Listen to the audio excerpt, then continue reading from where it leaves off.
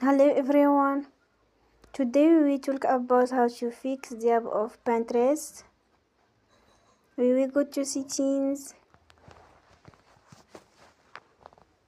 Then we click on apps. After that we search the app Pinterest. And then we click. Then we will on for stop. After that we go to storage. Then we click on clear cache. In the end, you will turn your Wi-Fi and you will turn again.